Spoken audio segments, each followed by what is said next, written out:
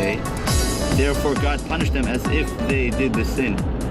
And it's like we know that God is very, very strict with the righteous.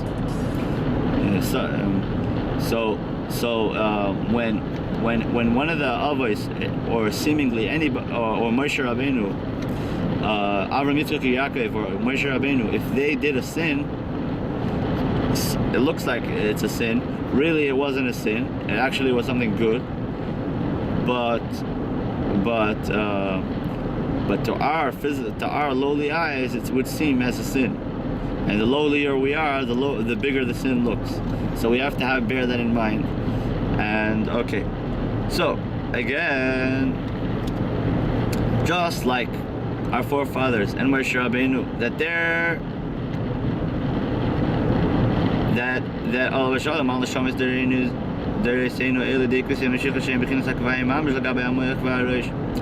so you have the souls of Moshe Rabbeinu, and you have the souls of the forefathers, and then you have the souls of us.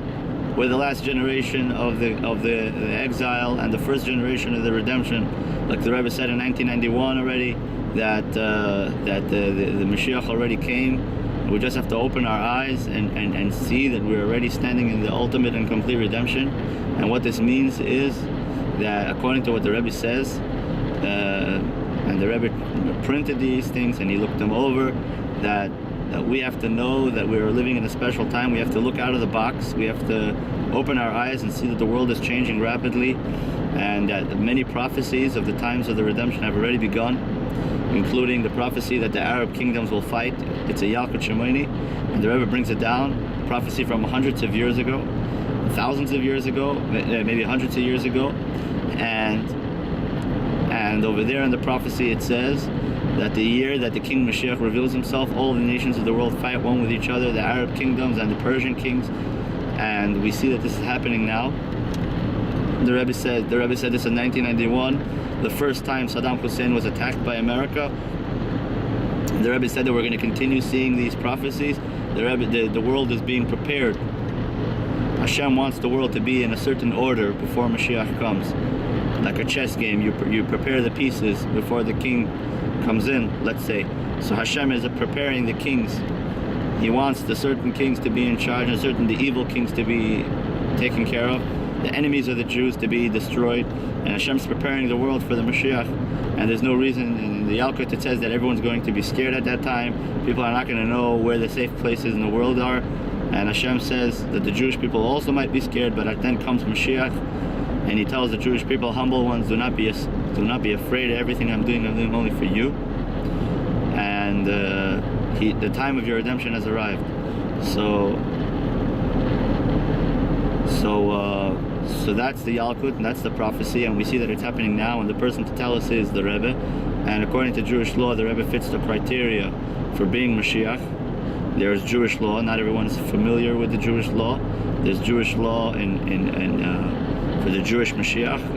I'm not going to say anything for the Muslim Mashiach or for the Christian Mashiach, but the Jewish Mashiach that we have a copyright on, so to speak, the laws are very clear that the Rambam Maimonides is the Paisik, is the one who was given the permission by God to write the laws of the entire Torah.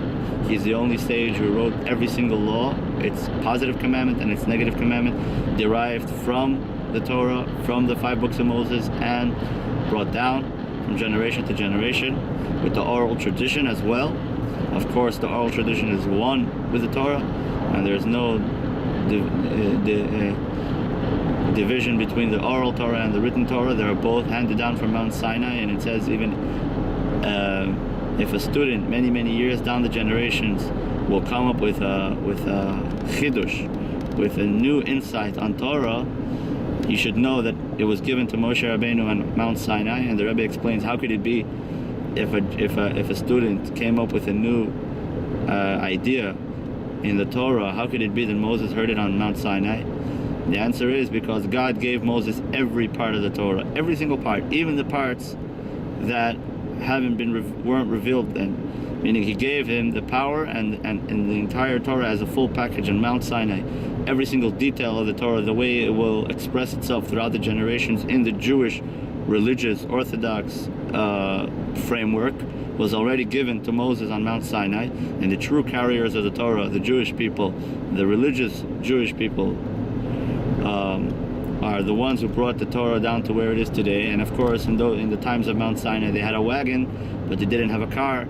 So, and the rabbis today have to understand and compare and learn out and bring down the laws according to the times. But it's not, God forbid, that we're changing anything. It's not, God forbid, that we are taking off or adding one letter even to the Torah. It's just that we're checking to see how our lives can fit into the Torah, and not that the Torah can fit into our lives. We don't improvise the Torah according to our needs.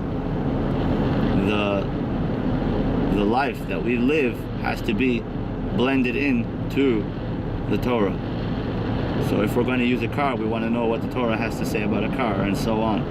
So the oral tradition and the written tradition, it's all there, and it's all, but Moses wasn't allowed or wasn't able to at that time reveal all the secrets of the Torah, because then he would be giving away the entire history. He'd be giving away the entire course of what's going to happen in the future. Like if he would have to teach them the laws of a machine called a car, and then get down to all the laws, even to the laws of the minute details, and the Jewish people would already be rolling around with Rolls Royces out of Egypt. But but at the same time, Moses, which got the Torah and spoke to God, and was the only one who was able to stand and speak to God without losing his, without falling down or in an awake stance, unlike the other prophets which fell on their faces or had a dream or something. But Moses was able to speak to God while being awake and while standing. And Moses was the one who went up to Mount Sinai and brought us the Torah. And after the first 2 commandments, when the Jewish people couldn't handle it and they died, and God had to resurrect them twice, so then Moses told us the other 8 commandments. And when Moses asked God, they're going to think that I am God, so God said that's okay, because they needed to have an image. If they have an image of a leader, it will help them in their service of God, and eventually if they listen to you properly, they'll also know who I am. And so Moses was the one who gave us the Torah, and from him and only through him we have the Torah today. There's no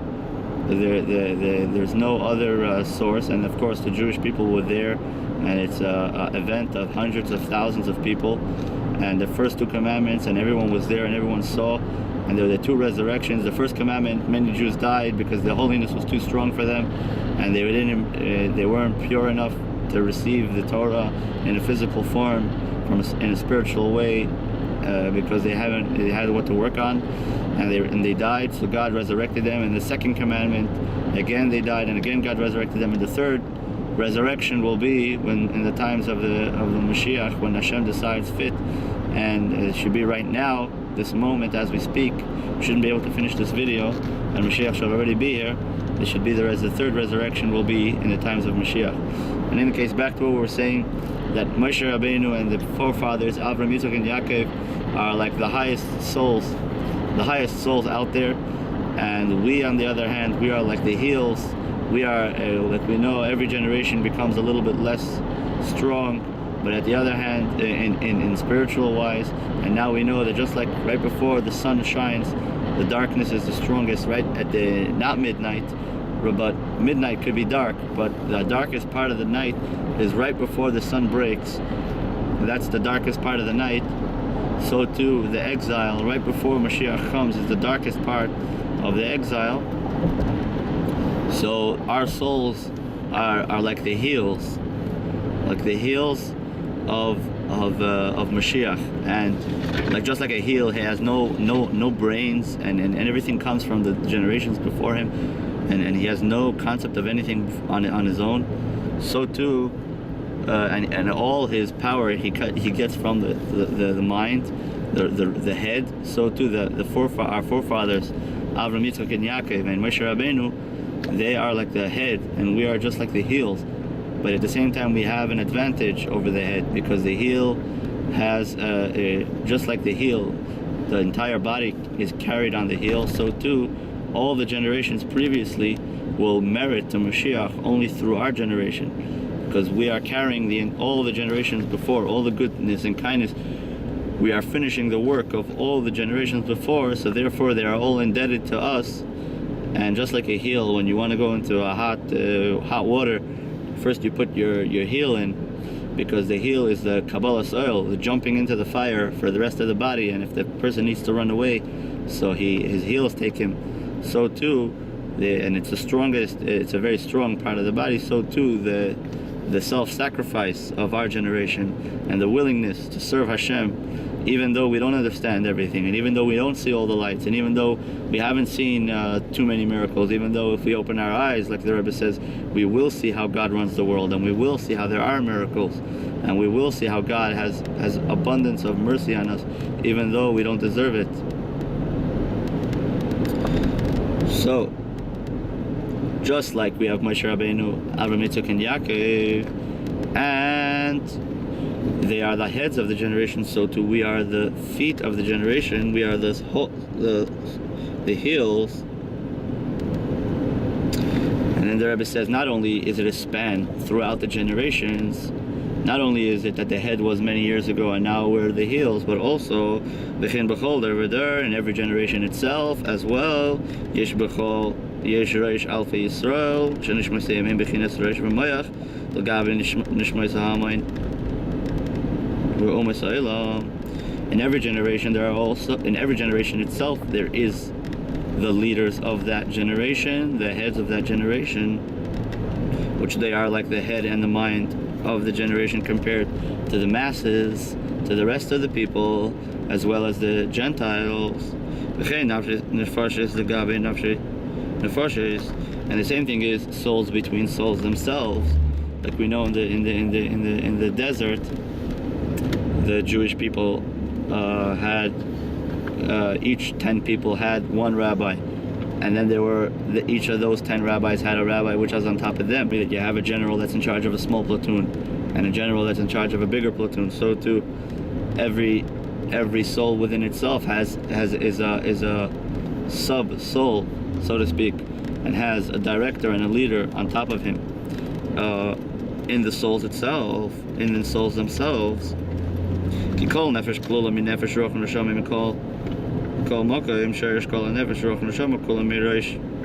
any case, every single soul has a source from Nefesh, Ruach, Neshama.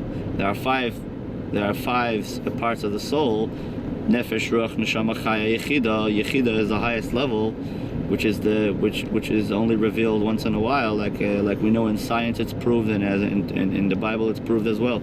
In science they saw there was a father that was stuck under a car, and the son saw that the father is stuck, and the son picked up the entire car and tilted it over its side in order to save his father. So we know that physically and according to tests there's no way in the world that this boy would be able to pick up the car, and there's no bodybuilder course that you can do in order to pick up the car, because this car was extremely heavy and there was no way that he would be able to pick it up, and he wasn't physically built for that. But because he saw his father in danger, and his atom bomb, so to speak, within him, his instinct of explosion of all the senses was revealed. And just like we know in the military, when a person's life is in danger, all of a sudden he reveals in himself powers that he never had before, he never knew he had. So too, when it comes to a person, so even though the lowliest person can also have this higher desire, but not always is it revealed. The Yechida, the highest level of the soul, some people use it only once a year, some people never use it their entire life, some people use it every day. Depends if you take advantage of it, and if it's in tune with you. Just like a person will not use this fearsome drive every day, and if he does, then he'll be very successful in everything he does. So too, a Jewish soul, he doesn't have to use his Yechida, but he has it there. But in any case, that's a very high level. But the other levels, which is Nefesh, Ruach, Neshama, which are the lower levels, every single person uses it every single day in order to live. So at the same time, you have the highest levels, at the same time, you have the lowest levels. Okay, we're going to continue. We didn't finish the Parak base, but we'll continue it later.